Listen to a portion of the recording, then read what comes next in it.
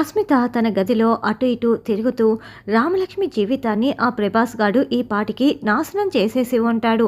ఆ అరుపులు గోల ఏమీ కూడా వినిపించట్లేదేంటి, అసలు రామలక్ష్మి ఎక్కడా, ఆ అరుపులు గోలలు వినిపించాలి కదా అని అస్మిత అనుకుంటూ ఉంటే అప్పుడే రామలక్ష్మి ఏయ్ అస్మిత అంటూ డోర్ని ఓపెన్ చేసుకొని ఇక అస్మిత దగ్గరికి వచ్చి అస్మిత చెంపలు పగలగొడుతూ ఉంటుంది. రామా రామా ఆగు అని అస్మిత కేకలు పెడుతూ ఉంటుంది.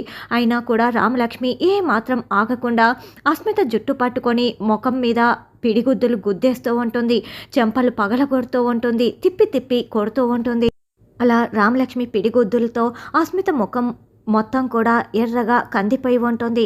రామ మరొకసారి చాలా గట్టిగా గుద్దపోతూ ఒక్క నిమిషం ఆగిపోయి, ఛీ మనిషివేనా నువ్వు, అసలు ఆడదానివేనా, నీ పగ ప్రతీకారాల కోసం ఆ ప్రభాస్ గాన్ని ఉసిగొల్పి ఇంత నీచానికి దిగజారుతావా అని రామలక్ష్మి మళ్ళీ అస్మిత చెంపపై ఒక పీకు పీకుతుంది.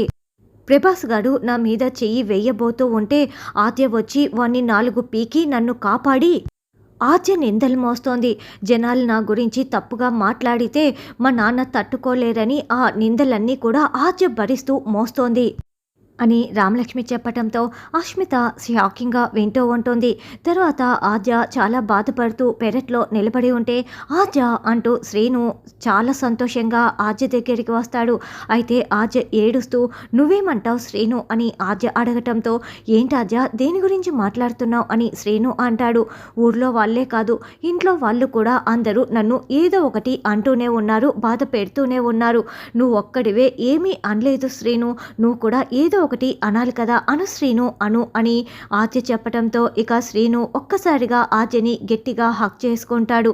ఇంతకు మించి నేనేమీ మాట్లాడలేను ఆద్య, ఈ విధంగా మాత్రమే చెప్పగలను అని ఆద్యని హక్ చేసుకున్న శ్రీను అలా మాట్లాడుతూ ఉంటే ఆద్య చాలా చాలా ఏడుస్తూ బాధపడుతూ ఉంటుంది.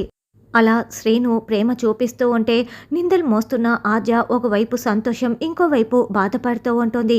ఇక రామలక్ష్మి నీ జీవితాన్ని పాతాళానికి తొక్కకపోతే నా పేరు రామలక్ష్మియే కాదు అని అస్మితతో ఛాలెంజ్ చేస్తూ వార్నింగ్ ఇస్తూ ఉంటుంది. ప్రశాంత్ అస్మిత మెల్లో నల్లపూసలు వేస్తూ ఉంటే అస్మిత ప్రశాంత్ని గట్టిగా ఒక తోపు తోసేస్తుంది. దాంతో ప్రశాంత్ అక్కడ దీపపు కుందలు ఉంటే వాటిపై పడిపోయి చేతులు కాల్చుకుంటాడు. ఏంటి తాళి కడతావా అని అస్మిత కోపంగా చూస్తూ ఉంటే శోభనం అయిపోయిన తర్వాత కూడా ఇది తాళి కట్టనివ్వటం లేదు అని ప్రశాంత్ మనసులో అనుకుంటూ అయ్యో తాళిబొట్టు కూడా పట్టుకోవటానికి నా చేతులు పనిచేయు పూజారి గారు, నేను కట్టలేను, ఈ కార్యక్రమం ఇంకోసారి పెట్టుకుందాంలే అని ప్రశాంత్ వెళ్ళిపోతాడు. ఇక అస్మిత వాళ్ళమ్మ అస్మితని తిట్టేసి వెళ్తుంది. ఇలా మాటి మాటికి ఈ కార్యక్రమం పోస్ట్ పోన్ అవుతూ ఉందంటే మీ జాతకాలు పరిశీలించాల్సిందే అని పూజారి గారు చెప్తారు.